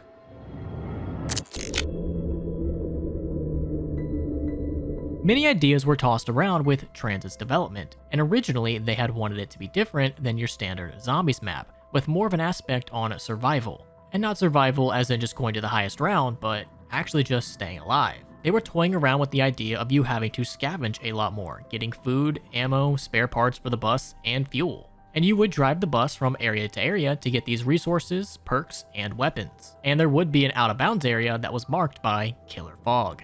So it seems like in the original Transit, they were really wanting to put an emphasis on you constantly moving around and not really staying in one area. And with all the resources like food, ammo, spare parts, and fuel that you would have needed, this probably wouldn't have went over so well with the Zombies fans, but I mean, compared to the Transit that we got, it might have been an improvement. A lot of zombie maps are inspired by real-life places, and Transit is no exception. For the town part of Transit, it seems like it takes place in the city of Pasco, Washington. A YouTuber by the name of Spencer Films has a pretty good video where he goes to this location and shows you that, yeah, this block right here was probably the inspiration for town. A lot of buildings and the layout were very, very similar. Now, when it comes to the other aspects of Transit, like the diner, the bus depot, etc., I don't think they were inspired by any one place.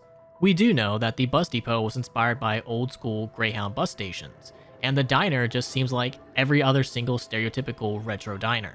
I've seen a bunch of people claim that it's this diner, but I'm not sure if there is a single one that was referenced. There might be, but I don't think so. I could always be wrong about that, and if I am, please let me know down there below in the comments, but it just seems like it's your standard retro diner. Die Rise is interesting because it takes place in 2 places at once. It takes place in Province 22, and also takes place in Shanghai at the same time. That's because Shanghai collided with Province 22. Province 22, otherwise known as Jilin, is located in northeast China, and doesn't really have numerous tall skyscrapers like Die Rise has. But what does is Shanghai. If we take a look at this building right here, it looks an awful lot like the Jinmao Tower in Shanghai. I mean, the architectures are literally almost the same. What we can also find located outside of spawn is this mural right here of a city skyline. What you can notice is the Jin Mao Tower in the back. And just looking at this skyline, you can also find many real-life examples of this mural.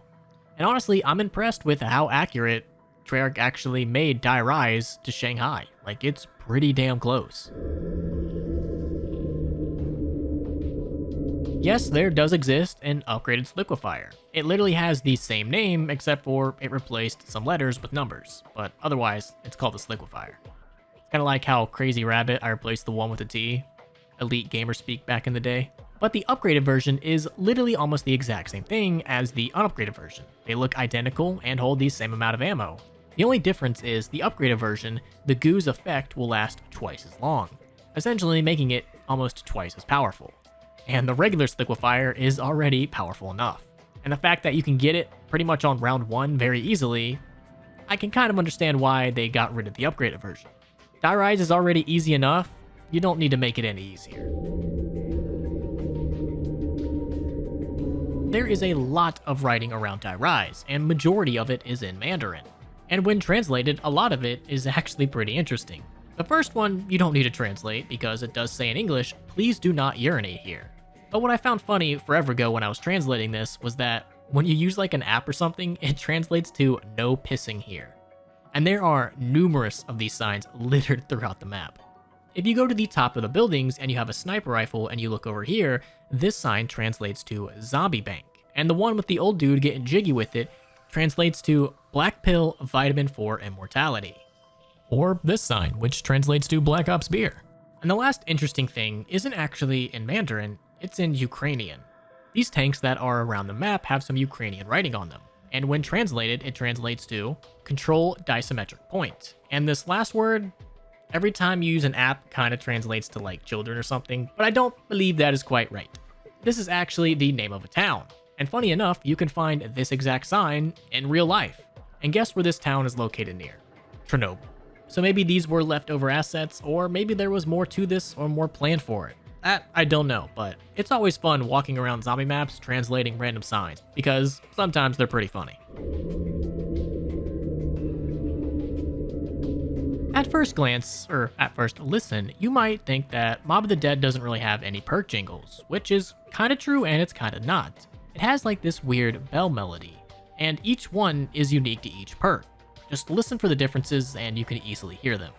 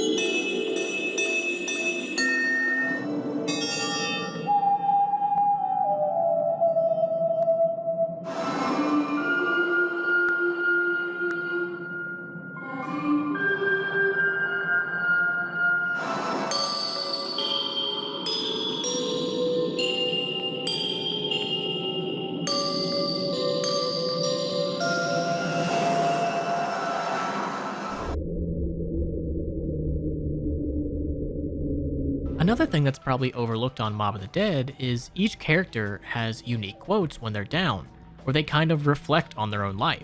There are a lot of them, so I'm not going to play all of them because I don't want to waste your time, so I'll only play like 1 or 2 from each character, but there's a lot more and they're very interesting. She was an actress, Finn. Saying things she didn't mean was a way of life to her.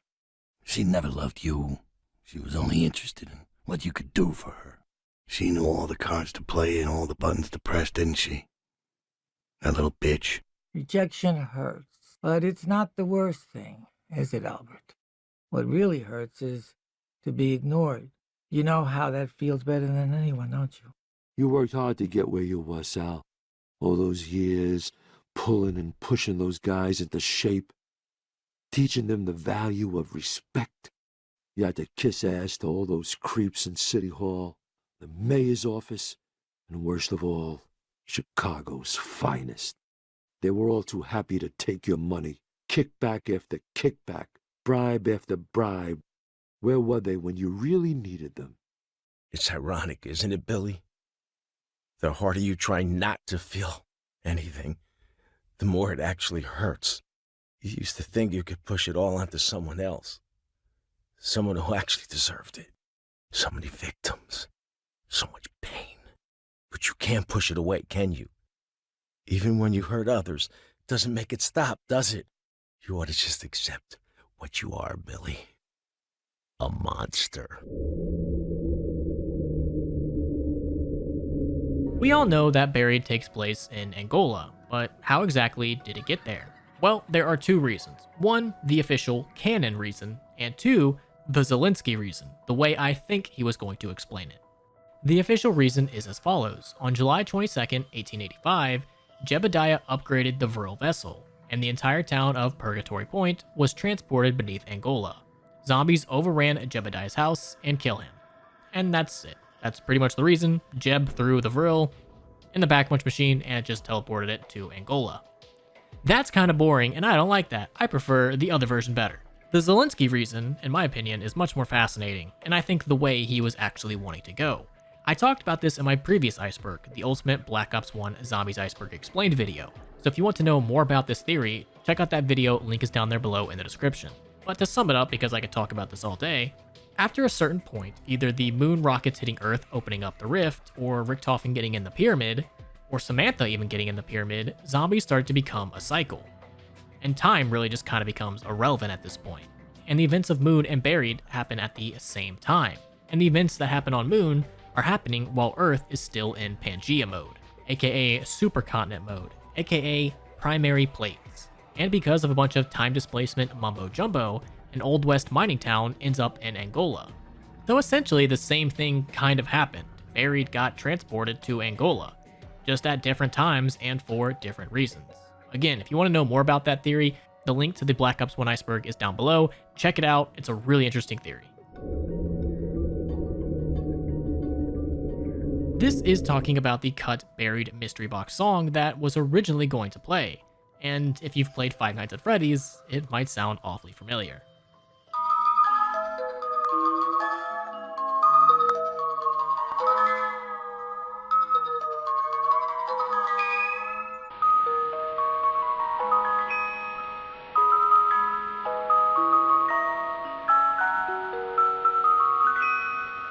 The reason for that is because I believe this is just some royalty-free music that anybody can use, and we do know that Zombies, well, Call of Duty as a whole, has a habit of using royalty-free songs and music. So it really doesn't surprise me that like 10 plus years ago, they were just looking for cool free music that they could use for Buried. And to be honest, it kind of fits. Origins is rather interesting because it doesn't have an exact location for where it takes place, but we have a general idea. Origins the map takes place in June 4th, 1918 at Excavation Site 64 in northern France. And what was happening during this time in history? Well, shocker, but World War I. And the closest thing that we have to a location is when you boot up Origins, you see this map. And right in the center is Bar-le-Duc, France. And just north of that is Verdun. And I'm sure you've probably heard of the Battle of Verdun, one of the most infamous battles in World War I. And I've seen plenty of theories speculating on where exactly Origins takes place and what battle is going on. And because the Origins World War I timeline differs from the real World War I timeline, I don't think you'll ever get a 100% answer. But my best guess would be that it takes place sometime during the German Spring Offensive, which was a series of battles all along the line that took place between the 21st of March through the 18th of July in 1918. Which would fit in with Origins timeline, and if we take a look at the map, there is definitely something going on in this area during the offensive. So I don't think we'll ever get 100% like where Origins is, but if I had to take a guess, I would agree with a lot of other people and say it's probably somewhere around Verdun. When I first started looking into this, I was like, there's no way Origins is copying Sucker Punch. And then I really started to look into it and I was like, oh my god, they totally did. Well, copying is strong, but they definitely took heavy inspiration from the movie Sucker Punch. Sucker Punch is a 2011 movie about a woman who gets committed to a mental institution, where she is scheduled to be lobotomized. And in order to quote-unquote escape, she enters a series of fantasy worlds in her own mind with the help of fellow inmates. And one of those fantasy worlds happens to be basically Origins. There are a lot of similarities, and I will leave 3 videos linked in the description so you can see for yourself. I can't play too much of it because, you know, copyright, but I'll do my best. We'll start off easy. World War I and zombies.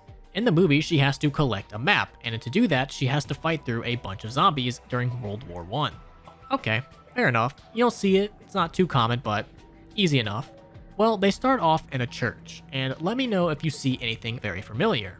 And if you notice that water basin, I noticed it too right away.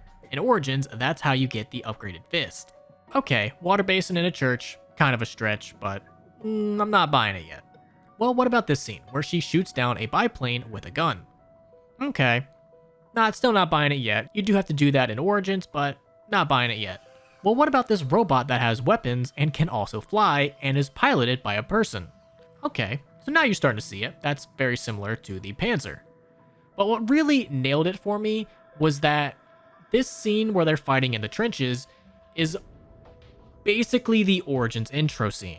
You have one girl slicing things up with a katana, and at one point, another girl uses an axe. Just like the way they throw the axe, how you have the shot of it going through the air, hitting the zombie, and then them slowly walking over and picking the axe up out of the dead zombie's body.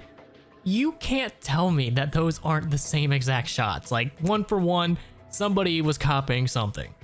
And then you have another girl who's just going to town with weapons. And watching this, I was like, God damn, that is the Origins cutscene.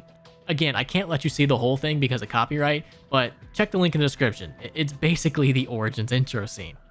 And what are these 3 girls fighting to? To get into the area where the bad guy is, which in zombies would be Richthofen.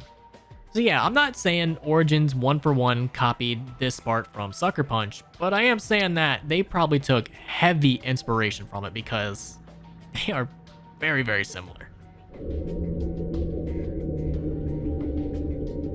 So on the back of the giant robots that terrorize the map in Origins, there are 2 little doodles of choo-choo trains. Yes, somehow someone was able to give a little doodle and drew 2 trains on these robots' back. I feel like these are a reference to something, but what they're referencing, I have no idea. I just think they're nice little cute doodles. For a long time, we had always heard rumors that Origins had a lot of cut content, and one of those pieces of cut content was the church area. People had said that the church was going to be much bigger and include many more things such as a little town. Well, with the recently released pre-alpha footage, we finally got to see what that town would have looked like. The church area would have been a little bigger, and you would have had an entire new section of the map right behind it. And honestly, I'm very, very upset that this was cut, because as of now, there's really hardly almost any reason to go to the church unless you're like trying to get the ice staff or just get that generator turned on. But I feel like if the town area was over here, you would have much more incentive to actually go to this area. But at least after all these years, we finally got to see what their true vision would have been, and I gotta say, I like it. That will be the end for today's video. Hopefully you guys learned something new, and if you guys did, let me know what it was down below in the comments. That's all I got for you. Leave